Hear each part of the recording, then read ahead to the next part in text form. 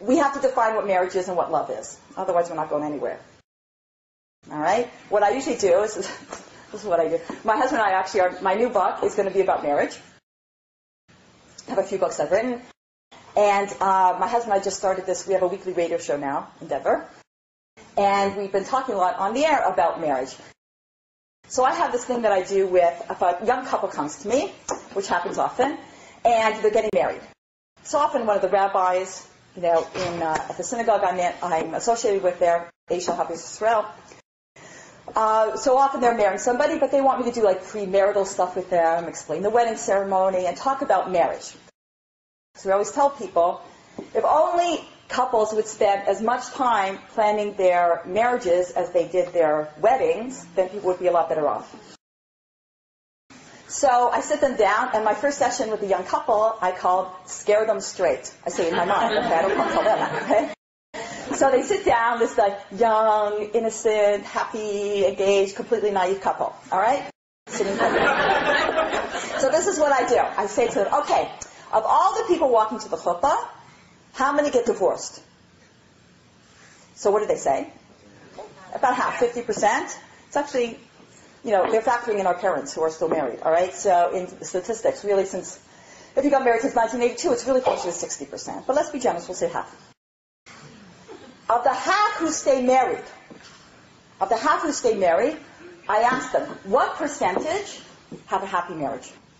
What do they say? What would you say? Half, 30. Right? Usually, the lowest I've ever gotten in a married group is 20, and the highest is 50. All right? Just wait.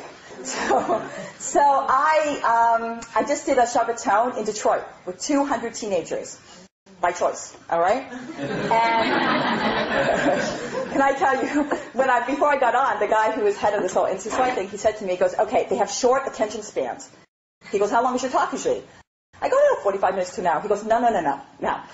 He says, you have 23 minutes, and then you're on overtime with them, and you better be snappy in those 23 minutes. Why?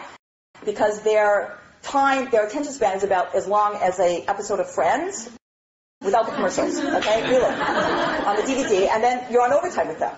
So I got up there and I started talking. I had this whole talk called The 10 Commandments Beyond the Movie, and it's a mnemonic way of remembering what the 10 Commandments are in order, and I do a little thing on each one. So I got to the thing about adultery, so I talked about, marriage and other things like that.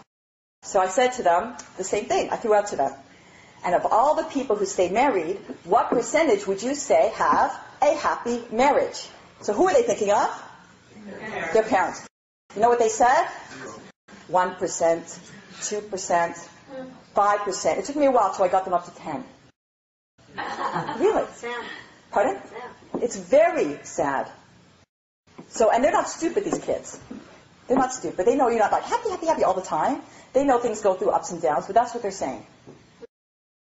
So we had an expert on our show last week. Her name is Sarah Connor Radcliffe. She's a therapist in Toronto, Canada, where I'm originally from. And she said, we asked her on the air. We said, what percentage would you say as a therapist? She said 10% of married couples. I said, is that because you're seeing like people in bad marriages all day long? She goes, no. She goes, just, she has a broad therapy practice, not just about marriage. And she says about 10% are happy.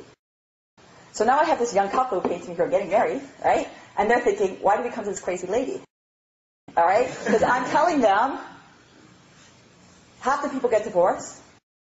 Of the half who stay married, I said, let's be very generous and take the highest I've ever heard, which is 50% are happy.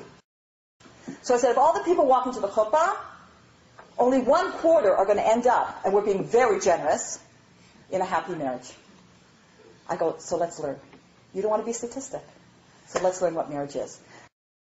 So another thing I often do with the engaged couple, but also married couple, often people come to me with marital problems, and I give them 2 pieces of paper. And I say to them, each separately, okay, they're sitting there, I go, write down your definition of marriage, and write down your definition of love. So they write them down. I say, now give me the papers. What do I see? 2 different definitions. What's wrong with that? You're in this together, and yet you define it differently. At the very least, let's get on the same page. You have to define your terms. So Torah is very big on that. Define your terms. You want to be happy? What's happy? You want to be good? What's good? You want to be successful? What is success? So, let's define marriage. Very easy. Marriage is oneness. One. Just like you were once one, and God splits you. Now, if you marry whether you marry your zivug or your besheret, under the chuppah, your besheret becomes your zivug. What does that mean? Your zivug means your soulmate. What's going on under the chuppah? Nothing to do with the rabbi. Nothing to do with the videographer. It's two souls becoming one. All right? Two souls. In Judaism, 1 and 1 equals 1. Marriage is oneness. Under the chuppah, it's not just a pretty thing the rabbis say.